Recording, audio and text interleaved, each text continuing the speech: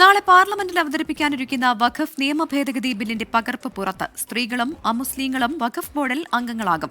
5 വർഷം ഇസ്ലാം മതം പിന്തുടർന്നവർക്കേ വഖഫ് നൽകാനാകും. വഖഫ് പട്ടിക വിജ്ഞാപനം ചെയ്താൽ 90 ദിവസത്തിനകം വഖഫ് പോർട്ടലിലും ഡേറ്റാബേസിലും അപ്ലോഡ് ചെയ്യണമെന്നും ബില്ലിൽ വ്യവസ്ഥയുണ്ട്. അച്യുതൻ നൽകും കൂടുതൽ വിശദാംശങ്ങൾ ഡൽഹിയിൽ നിന്ന്. അച്യുതൻ, പാർലമെന്റിൽ അവതരിപ്പിക്കാനിരിക്കുന്ന വഖഫ് നിയമ ഭേദഗതി ബില്ലിന്റെ പകർപ്പ് പുറത്തു വരുമ്പോൾ എന്തൊക്കെ കാര്യങ്ങളാണ് ഇതിൽ ഉള്ളതെന്നാണ് മനസ്സിലാക്കുന്നത്? പ്രവിത, ഈ വഖഫ് ഭേദഗതി നിയമ ഭേദഗതി ബില്ല് JPCക്ക് വിടുന്നതിന് മുൻപ് തന്നെ അതിലുണ്ടായിരുന്ന ഒന്നായിരുന്നു ഈ അമുസ്ലിങ്ങളായിട്ടുള്ളവർക്ക് ഈ ബോർഡിൽ അവരെ കൂടി ഉൾപ്പെടുത്തിക്കൊണ്ടുള്ള ബോർഡ് ഇതിനു വേണ്ടി രൂപീകരിക്കുക എന്നുള്ളത്. അതിൽ മുസ്ലിം ലീഗ് അടക്കം ശക്തമായ എതിർപ്പ് ഈ ഘട്ടത്തിലും രേഖപ്പെടുത്തിയിരുന്നു. എന്നാൽ അതിൽ ആ വ്യവസ്ഥയിൽ ഒരു മാറ്റവും വരുത്താതെയാണ് പുതിയ നിയമ ഭേദഗതി ബില്ല് നാളെ വീണ്ടും പാർലമെന്റിലെത്തുക. ആ പകർപ്പ് പരിശോധിക്കുമ്പോൾ നമുക്ക് മനസ്സിലാക്കാൻ സാധിക്കും, സ്ത്രീകൾക്കും അമുസ്ലിങ്ങൾക്കും വഖഫ് ബോർഡിൽ അതിന്റെ ഭാഗമായി അവർ വരും.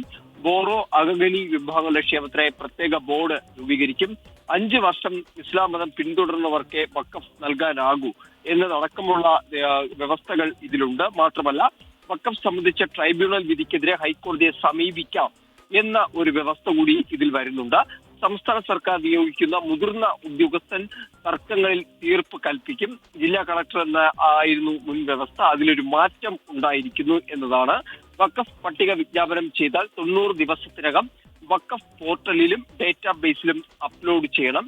രജിസ്റ്റർ ചെയ്യാത്ത വഖഫ് സ്വത്തുകൾ സർക്കാരിന് ഏറ്റെടുക്കാം എന്നതും ഈ പുതിയ ബില്ലിൽ ഇത്തരത്തിൽ വ്യവസ്ഥകളിലൂടെ നിർദ്ദേശിക്കുന്നുണ്ട്. അങ്ങനെ ഇത്തരത്തിലുള്ള മാറ്റങ്ങൾ ആണ് ഈ പുതിയ വഖഫ് നിയമ ഭേദഗതിയിലുള്ളത്. എന്തായാലും ശക്തമായി എതിർക്കാനാണ് പ്രതിപക്ഷം ഇതുമായി ബന്ധപ്പെട്ട് ഇപ്പോൾ സ്വീകരിച്ചിരിക്കുന്ന നിലപാട്.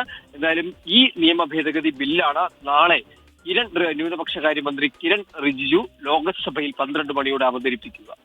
ശരി, അച്യുതനാണ് വിശദമായ വിവരങ്ങൾ നൽകിയത്.